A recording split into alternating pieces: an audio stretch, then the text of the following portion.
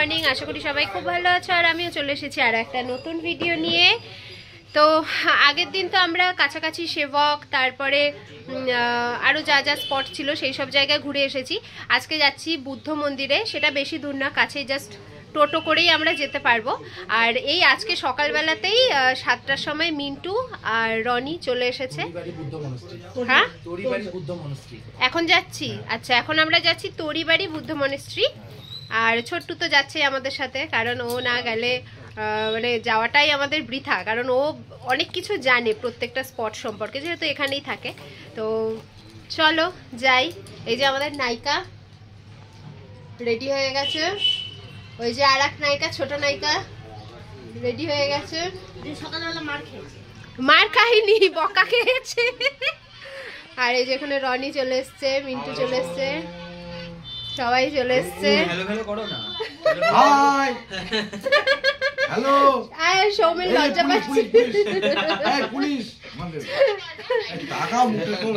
চলো যাওয়া যাক, চলো। আচ্ছা, আজকে নাকি সবাই মিলে রিলস বানাবে, দেখা যাক কতটা বানায়। তো আমরা এখান থেকে টোটোতে উঠে যাব হচ্ছে কোথায়, মার্কেটের সামনে। মার্কেটের সামনে যাব, সেখান থেকে আবার একটা টোটো ধরে সোজা চলে যাব আমাদের গন্তব্যে। তো চলো।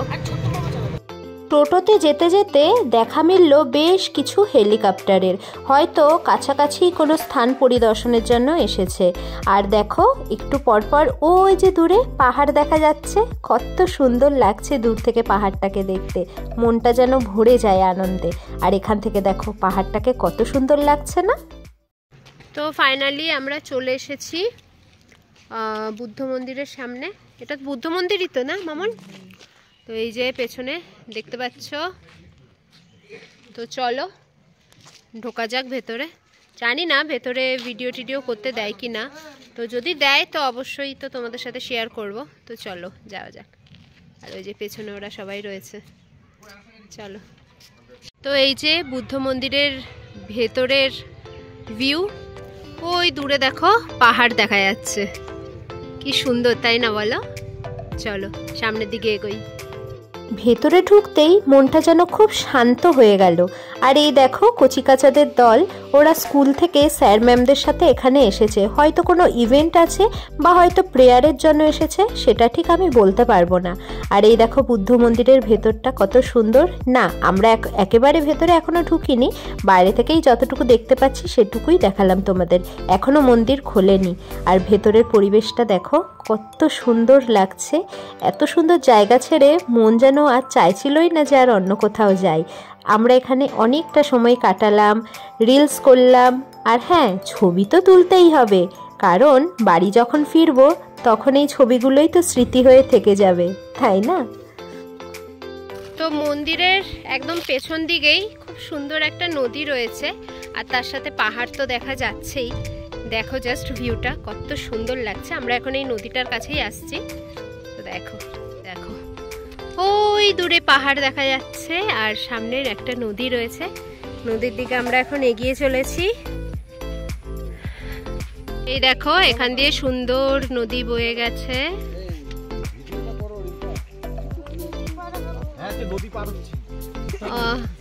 এখন এই নদীটা পার হব আমরা।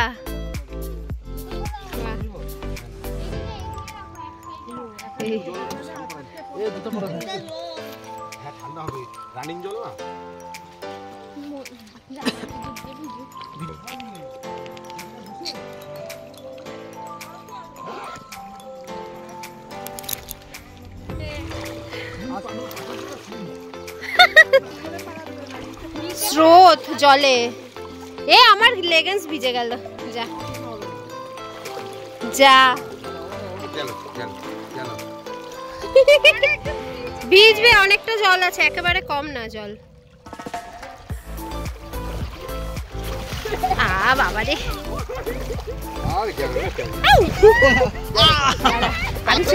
আমি চলে যাই গিয়ে সামনে থেকে তোদের।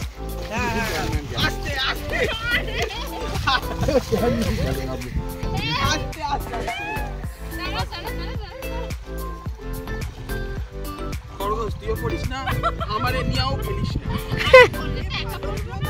হ্যাঁ ভালো স্রোত আছে। ঠান্ডা ঠান্ডা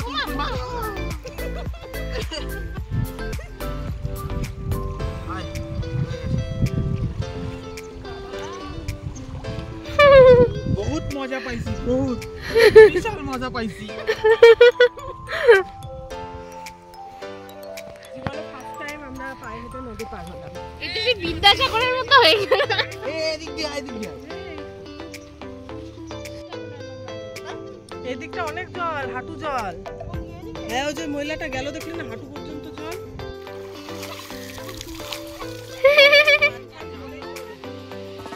তখন যখন এসেছিলাম বুদ্ধ মন্দিরে আমরা ভেতরে ঢুকতে পারিনি, তাই তখন একেবারে পেছনের নদীটা ঘুরে এসে এখন যাওয়ার পথে আবার বুদ্ধ মন্দিরের ভেতরটা আসলাম আর তোমাদের সাথেও শেয়ার করছি। ভেতরে এসে এত ভালো লাগছে, এত শান্ত হয়ে গেল মনের ভেতরটা যে কি বলবো তোমাদের। জীবনের সব রাগ, দুঃখ, কষ্ট, বিবাদ, মান, অভিমান সব কিছু যেন এখানে এসে মিশে গেছে। মনের ভেতরটা যেন এক অদ্ভুত শান্তিতে পরিপূর্ণ হয়ে গেল। এখানে এসে আর কোনো কথা বলার ইচ্ছে জাগে না, শুধু মনে হয় চুপচাপ নিজের জীবনটাকে উপভোগ করি, আর কিচ্ছু না। ভেতরের পরিবেশটা একদম শান্ত। আর হ্যাঁ দেখো, এখানে কিন্তু ভিডিও করতে দেওয়ার ব্যবস্থা আছে, শুধু একটু সাইলেন্স মেনটেন করতে হবে, আর কিচ্ছু না। ভেতরটা আমি আর সোনাই অনেকক্ষণ ঘুরে ঘুরে দেখছিলাম। এখানে হয়তো কোনো রকম ভোগ নিবেদন করা হয়েছে, আমি ঠিক বলতে পারবো না, কারণ এখানে দেখলাম জল, কোল্ড ড্রিঙ্কস, চাল টাল আরও অনেক কিছু খাবারের জিনিস টিনিস দেওয়া হয়েছে। বৌদ্ধদের বিষয় তো আমি ঠিক অতটা জানি না। যাই হোক, যতটুকু পারছি তোমাদের সাথে ঘুরে দেখাচ্ছি।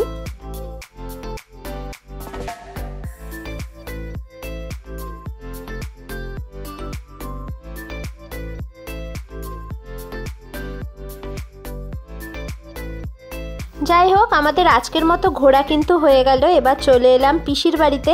দুপুরবেলা এখানে লাঞ্চ করতে অবশ্যই বলে দিয়েছে, তো এখানে আসলাম। এখান থেকে লাঞ্চ করে তারপরে রাতে আবার বিয়ে অ্যাটেন্ড করব। তো চলো ঢুকি ভেতরে।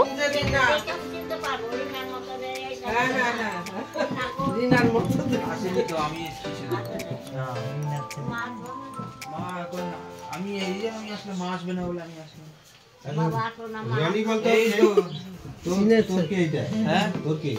সিদিদা হবে আর কে হবে? সিদিদা মার পিসি ও পিসি দিদা এখন তো এমনি করে ডাকতে। তারপরে আমরা সোজা চলে এলাম খাবারের জায়গায় লাঞ্চ করার জন্য। প্রচণ্ড খিদে পেয়ে গেছিলো ঘুরে ফিরে। একেবারে সন্ধেবেলা দেখা হচ্ছে বিয়ে বাড়ির সাজে। তো বাড়ি গিয়ে একটু রেস্ট নিয়ে সোজা চলে এলাম রেডি হয়ে একদম বিয়ে বাড়িতে। এই যে আমাদের নতুন বর বউ, আর এখানে সবাই এই যে গেস্টরা চলে এসেছে। আর সোনাই আজকে শাড়ি পরেছে, দেখতেই পাচ্ছ। তো মা আমাকে সোনাইকে শাড়ি পরতে সাহায্য করেছে। আর এখানটায় দেখো খুব সুন্দর করে ডেকোরেশন করা হয়েছে। আস্তে আস্তে গেস্টরা আসছে। আমাদের আস্তে আস্তে যদি একটুখানি রাত হয়ে গেছিলো রেডি টেডি হয়ে। আর এই যে এখানে রনি, রিঙ্কা, এটা হলো আমাদের সঞ্জুদা। তো খুব মজা হচ্ছিল, সবাই এসেছে। একটু পরে মামা মামিও আসবে। আর এই যে আমি, কেমন লাগছে অবশ্যই কিন্তু জানিও। এই বেনারসিটাই আজকে পরলাম। ভীষণ ভারী বেনারসিটা, শীতকাল ছাড়া পরা সম্ভবই না। তো ভাবলাম এখন হালকা হালকা ঠান্ডাও আছে, চলো বেনারসি পরি। কেমন লাগছে আমাকে সেটা কিন্তু তোমরা অবশ্যই জানিও। হ্যাঁ, বিয়ে বাড়ি আসবো আর স্টল থেকে ফুচকা খাবো না তা কি হয়? আমার কিন্তু গলাটা ভীষণ ব্যথা। একটু আগে একটা ডিসপ্রিন খেয়ে নিয়েছি গরম জলে, কিন্তু তবুও ফুচকা একটু না খেলেই নয়।